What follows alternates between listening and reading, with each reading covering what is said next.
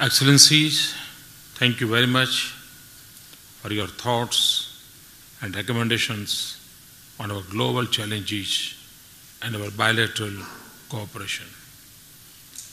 Your perspectives are very important to us. Let me reassure you that we will remain very sensitive to your concern in international forums.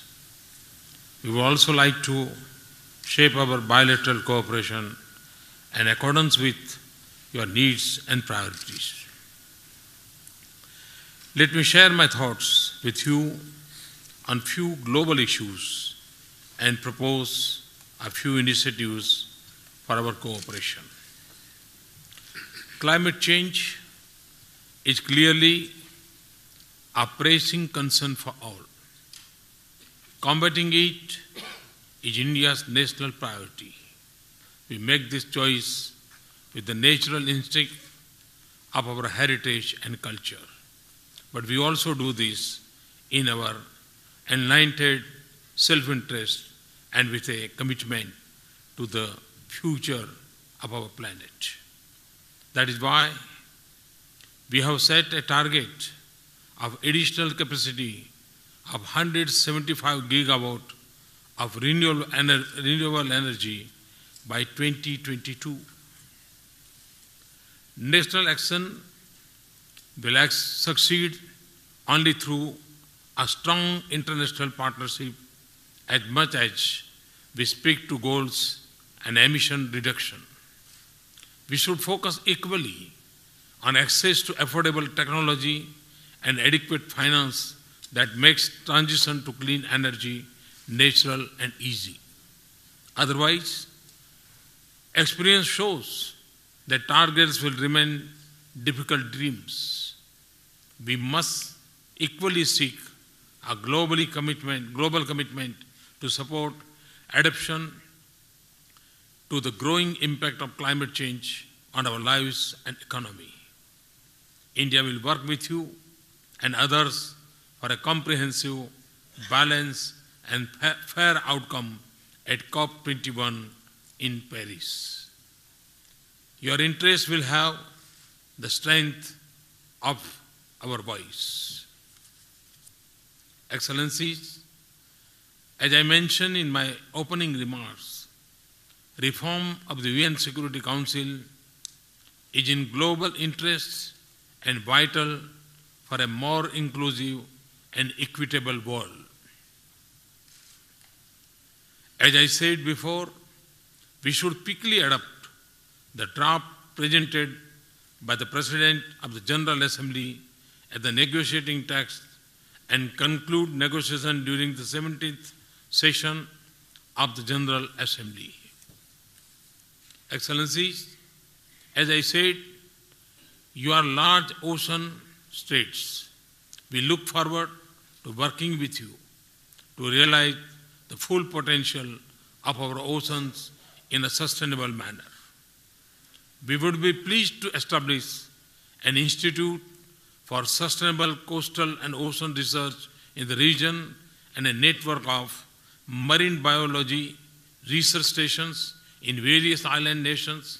We could begin immediately with research collaboration and capacity building with the institutions in India. We also propose to hold an international conference on ocean economy and Pacific Island countries in New Delhi in 2016. We will be delighted to host officials and independent experts of all 14 Pacific Island countries. Indian Navy has provided direct support and capacity building to island states in Indian Ocean, especially for coastal surveillance and hydrographic surveys. This has helped them get a better understanding of their maritime zone and strengthen security of their EEZs.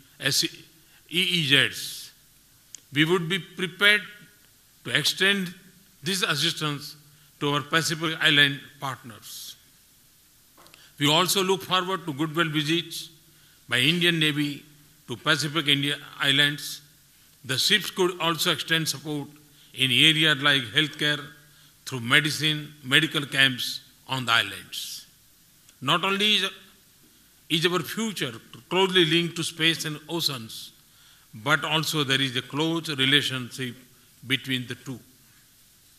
Space assets and technology can help us in inventory of land and water resources, fish zoning, forest resources management, coastal and ocean studies, weather and climate change, and disaster management support. We can assist in establishing a space technology application center in any one of the Pacific Island countries for the entire region and enhance our support for training in space applications, including through customized courses. Fiji's support was invaluable for our Mars mission. We hope to continue receiving support from Pacific Island for telemetry, tracking, and command for our missions in the future. We are all increasingly vulnerable to natural disaster, but we can reduce their human impact. India will be pleased to create capacity in island states to deal with natural disasters, including through human resources development and application of space technology for early warning system and incident response. Human resource development has been a key area of cooperation. There is no other form of cooperation that is as effective in building a nation's future. For the Indian Technical and Economic Cooperation training program, Fiji will have 110 slots, and the number of slots for the other 13 countries will be doubled from 119 to 238. In addition, we will offer 2 scholarships for college education in India to each of the 13 countries that do not receive them yet, while continuing with the 33 scholarships presently offered to Fiji. We will expand our training courses for Pacific Island diplomats and in addition offer a 2-week business management course at a global renowned Indian Institute of Management in Bangalore. During the last 3 years, India has trained 43 rural women from 8 island countries as solar engineers. We now commit to train 70 women solar engineers and to provide solar electrification to 2,800 houses, 200 houses in each Pacific Island country.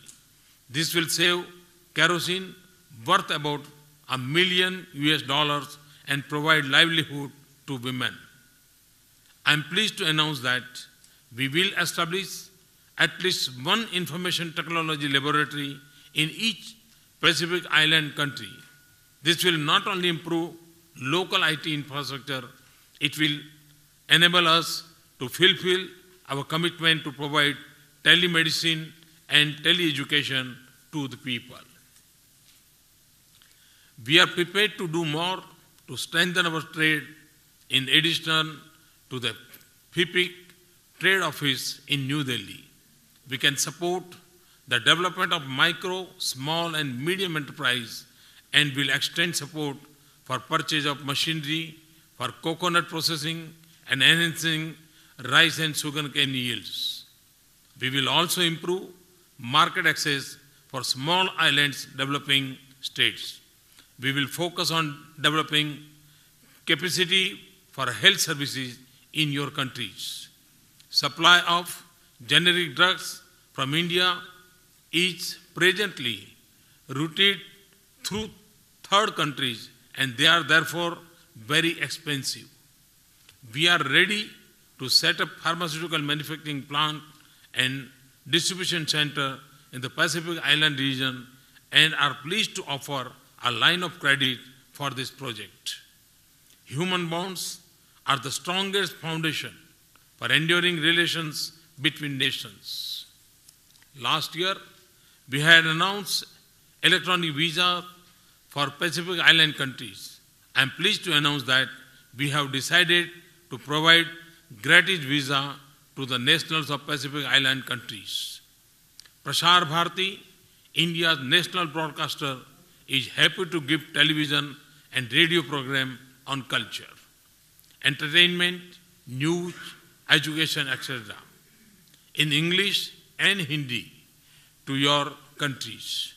Prasar Bharati also proposes to organize a specialized training program over the next few months for broadcasters from the Pacific Islands countries.